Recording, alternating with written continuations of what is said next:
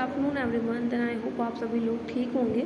बात करते हैं टॉपिक पे। तो हम लोग अपने फर्स्ट सेमेस्टर का थर्ड पेपर कर रहे थे, assessment of children with developmental disability. तो अब हमारा थर्ड पेपर का कौन सा पोर्शन करना है, हमें 4.2 कर रहे हैं। 4.2 में क्या है, 4.2 assessment tools at pre and school level. उन्होंने क्या मालूम कर रखा है, असेसमेंट टूल के जिससे हम असेसमेंट करते हैं वो वाली सामग्री मालूम कर रखी है कौन से वाले लेवल के लिए, हमारे प्री स्कूल और जो हमारे स्कूल लेवल के बच्चे होते हैं उसके लिए आप इन्होंने खुद ब खुद मतलब कि आपको एग्जाम्पल दे रखे हैं कि आपको कौन से टूल्स के बारे में बात करनी है। तो पहला आपको हमें नज़र आ रहा है क्या लिखा हुआ, उपानयन, है ना, उपानयन। उसके बाद है portage guide too early education. उसके बाद लिखा हुआ है ये आरंभ। तो यहाँ पे मोस्टली हम बात करें कि 3 इन्होंने चेकलिस्ट की बात की है जो हम लोग यूज़ करते हैं प्री एंड स्कूल लेवल पे के बच्चों का असेसमेंट करने के लिए। ठीक है, फर्स्ट मैं देखूँ क्या है मेरी उपानयन, फिर है हमारी पोर्टेज गाइड, उसके बाद है हमारा आरंभ। तो 3 तरह की हमें क्या करना है, असेसमेंट टूल के बारे में बताना है। ये असेसमेंट टूल्स जो हैं ये आईटी वाले बच्चों के लिए उनका असेसमेंट करने के लिए की जाती है जिनकी एज होती है प्री एंड स्कूल लेवल वाली। तो एक एक करके बात करेंगे। सबसे पहले हम बात करेंगे उपानयन के बारे में, उसके बाद हम नेक्स्ट में बात करेंगे पोर्टेज गाइड एंड उसके बाद हम बात करेंगे आरंभ के बारे में। तो सबसे पहले हम देखें क्या है ये Upanayan, a program of developmental training for children with mental retardation. जो उपानयन चेकलिस्ट है वो किसके लिए है, वो mental retardation, intellectual disability, intellectual development disability. मैं ये बात कई बार रिपीट कर चुकी हूँ। इंटेलेक्चुअल डेवलपमेंटल डिसेबिलिटी जिस डिसेबिलिटी का नाम है इस टाइम पे, उससे पहले उसका नाम इंटेलेक्चुअल डिसेबिलिटी था, उससे पहले उसका नाम मेंटल रिटार्डेशन था। तो किसी भी तरह की चीज़ें आती हैं तो तीनों आप उसे सिमिलर एक ही मान सकते हैं, एक ही होता है, तीनों मानने से एक ही होता है। देखें उपानयन क्या होता है, मानसिक मंद बच्चों के लिए विकासात्मक प्रशिक्षण का कार्यक्रम, छोटे बच्चों के लिए एक आचरण उपकरण है।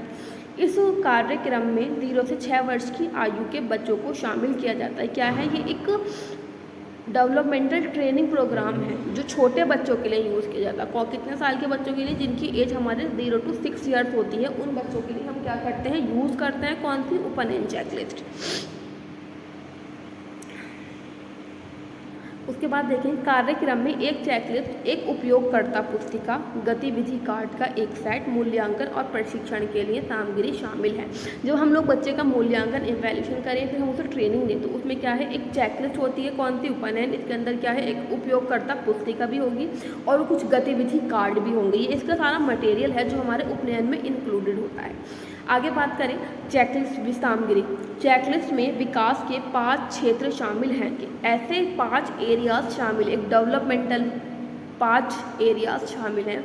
कौन कौन से, मोटर, स्वयं सहायक, सेल्फ हेल्प, भाषा लैंग्वेज, संज्ञानात्मक कॉग्निटिव, और उसके बाद हम बात करें समाजीकरण, सोशलाइजेशन। जो हमारी चेकलिस्ट है उपानयन उसके अंदर 5 डेवलपमेंटल एरियाज हैं। वो कौन कौन से एरियाज हैं अभी हमने पढ़े हैं, चाहे मोटर, स्वयं सहायक, भाषा, संज्ञानात्मक और समाजीकरण। दैट इज मीनिंग कि इन सारे 5 एरियाज से रिलेटेड इंक्लूडेड कुछ स्किल्स होंगे। उन स्किल्स को हम लोग चेक करेंगे कि बच्चे का क्या लेवल है, बच्चे की क्या स्ट्रेंथ है और उसमें क्या नीड्स है। तो प्रत्येक डोमेन में 50 आइटम है तथा कुल 250 कौशल है। मतलब कि जैसे आपका मोटर वाला जो स्किल होगा उसके अंदर 50 आइटम होंगे। इसी प्रकार से स्वयं सहायक वाला जो हमारा क्षेत्र होगा उसके अंदर भी 50 आइटम होंगे। इसी प्रकार से सबके अंदर 50 क्षेत्र होंगे। तो टोटल में 50 को 5 से गुणा करूँगी तो मेरे टोटल कितने हो गए, मेरे टोटल 250 कौशल हो गए एक उपनयन के अंदर। स्वरूप की बात करते हैं, क्या फॉर्मेट है असेसमेंट करने का। तो प्रत्येक डोमेन को एक दूसरे से अलग करने के लिए गतिविधि कार्ड रंग कोटित कर रखें। मतलब कि प्रत्येक हमारा एरिया थोड़ा अलग शो करे तो उसके लिए क्या है, अलग अलग रंग के कार्ड शो कर रखे हैं। मैनुअल में मूल्यांकन के दौरान उपयोग किए जाने वाली सामग्री की एक सूची है। पृष्ठभूमि की जानकारी और मूल्यांकन डाटा को समय समय पर नोट करने के लिए रिकॉर्ड प्रारूप प्रदान किए गए हैं। जो हम बच्चे का असेसमेंट के दौरान क्या है सामग्री बच्चे के साथ हम यूज़ करेंगे, क्या है सबसे पहले हमारे पास उसकी सूची होनी चाहिए। सूची के बाद बच्चे से रिलेटेड क्या है जो भी जानकारी है समय समय पर चेंज होती है, तो वो भी हमें क्या अपने पास नोट डाउन करनी चाहिए। उसके लिए क्या है एक रिकॉर्ड प्रारूप है बच्चे की पर्सनल इन्फॉर्मेशन के लिए। यदि कोई बच्चा किसी गतिविधि को करता है तो उसके लिए हम बच्चे को ए रूप से चिन्हित किया जाता है, और बच्चा उस कार्य को नहीं कर पाता है तो हम बच्चे को उसे बी, और यहाँ लिखना मैं शायद भूल गई, बी में चिन्हित किया जाता है। जो हमने देखा कि हमारे 5 क्षेत्र इंक्लूड है। 5 क्षेत्र के अंदर प्रत्येक एक क्षेत्र के अंदर 50 कौशल इंक्लूड है। तो उन कौशल को जब हम बच्चों के ऊपर चेक करते हैं तो अगर बच्चा उस काम को करता है तो उसे हम ए देते हैं, अदरवाइज अगर वो काम को नहीं कर पाता तो उसे हम बी देते हैं। उपनयन जांच सूची, इस सूची में मोटे तौर पर विकास के 5 क्षेत्रों को शामिल किया गया है और इसे बच्चे के सामान्य विकास क्रम में व्यवस्थित किया गया है। इसमें नीचे बताए गए कुल 250 कौशल शामिल हैं। जैसे अभी हमने ऊपर बात करी कि कितने कौशल शामिल हैं, टोटल 250 कौशल शामिल हैं। मतलब प्रत्येक क्षेत्र के अंदर आपको 50 कौशल देखने को मिलेंगे। कौन कौन से क्षेत्र मिलेंगे, यहाँ पे फिर से वो चीज़ आपको रिपीट करी जा रही है। और किसके दौरान होंगे, ये बच्चे के जो डेवलपमेंटल स्टेज होगी, बच्चे का जो विकासात्मक क्रम होगा, उसी के बेसिस पे क्या है इसमें स्किल दिए गए होंगे। जैसे मोटर कौशल है, मोटर कौशल के अंदर 50 स्किल्स हैं। स्वयं सहायक कौशल है, उसके अंदर भी 50 स्किल हैं। भाषा कौशल है, उसके अंदर भी 50 कौशल हैं। उसके अंदर अनुभूति स्किल कौशल है, उसके अंदर भी हमारे 50 कौशल है। सामाजिकरण कौशल है, उसके अंदर भी हमारे 50 कौशल इंक्लूडेड हैं। तो टोटल इन्होंने बात करी है उपनयन में कितने कौशल हो गए, 250 हो गए। कैसे हो गए, जब आप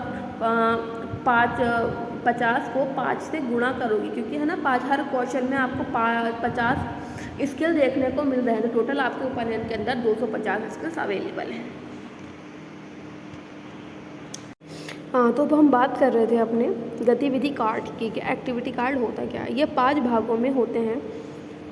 आसान पहचान के लिए 5 विकास क्षेत्रों में से प्रत्येक के लिए कुछ भाग विभिन्न क्षेत्रों के कार्ड अलग अलग रंग के होते हैं, इन कार्डों में शामिल हैं। चेकलिस्ट में सूचीबद्ध आवश्यक कौशल हासिल करने के लिए बच्चे को प्रशिक्षित करने के लिए विभिन्न गतिविधियों को करने के लिए चरण दर चरण निर्देश दिए गए हैं।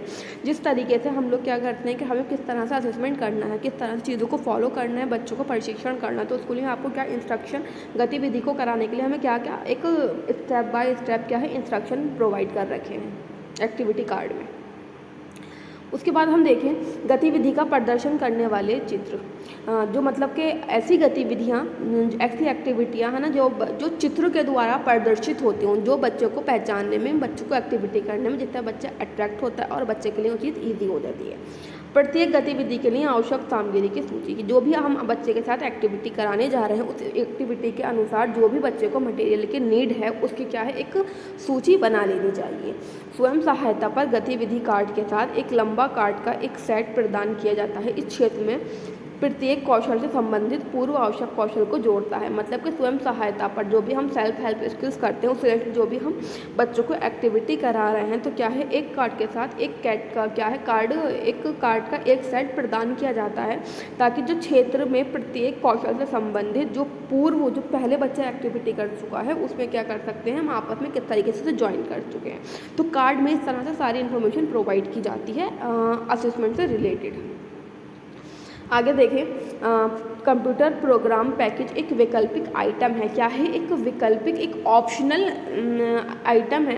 यह प्रशिक्षण कंप्यूटर की आवश्यक करने के इच्छुक है। ये प्रशिक्षण हमारे किसकी बेसिस पे होता है, कंप्यूटर की बेसिस पर ही होता है। तो इस कार्यक्रम को उपयोग करने के लिए अगर आप इस वाली एक्टिविटी को क्या है कंडक्ट करना चाहते हो तो आपको क्या है एक पर्सनल कंप्यूटर की आवश्यकता होती है। बट क्या है ये पूरी तरीके से ऑप्शनल है। ये जो हमारा आइटम है ये ऑप्शनल आइटम है। उसके बाद हम बात करें कार्यक्रम को कंप्यूटराइज किया गया है ताकि बच्चा माता पिता को अपने बच्चों को प्रशिक्षण देने के लिए आवश्यक संबंधित गतिविधि कार्ड दिया जा सके। यह गृह आधारित कार्यक्रम और केंद्र आधारित कार्यक्रम में क्या है, हस्तक्षेप प्रशिक्षण के लिए अभिप्रेरित है। जो भी प्रोग्राम कंडक्ट करते हैं हम, जो खाना कार्यक्रम कंडक्ट हो रहा है वो क्या है, पूरी तरीके से कंप्यूटराइज्ड है, ताकि जो बच्चे के पेरेंट्स हैं, गार्जियंस हैं, उन्हें किस तरह से हम ट्रेनिंग प्रोवाइड कर सकते हैं, उसकी समस्या, उसकी तमाम इन्फॉर्मेशन उन लोगों को मिल सके। चाहे फिर वो एक्टिविटीज़ हम अपने केंद्र सेंटर में करा रहे हैं या घर में करा रहे हैं। ये जो हमारा एक पूरा कंडक्शन करने का प्रोग्राम है कंप्यूटर बेस्ड, वो किस लिए होता है कि जो अगर हम घर पे किस तरह की एक्टिविटी करा रहे हैं तो पूरी तरीके से रिकॉर्डेड हो और बच्चे को किस तरह से ट्रेनिंग करना है इस चीज़ की हमें पेरेंट्स को पूरी तरीके से इन्फॉर्मेशन दे सकें। तो अब आज हमने पढ़ा, हमारा 4.2 था। 4.2 में हमने टूल्स हमें देखने थे प्री एंड स्कूल लेवल के।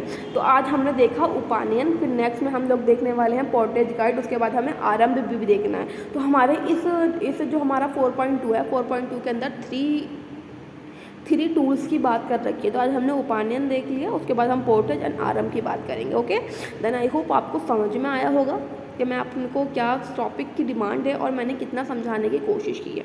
ओके, अगर कुछ भी प्रॉब्लम फिर भी रहती है देन अपने पास आप लोग नोट डाउन करके मुझसे क्वेश्चन पुटअप कर सकते हैं। Then thank you for watching my video.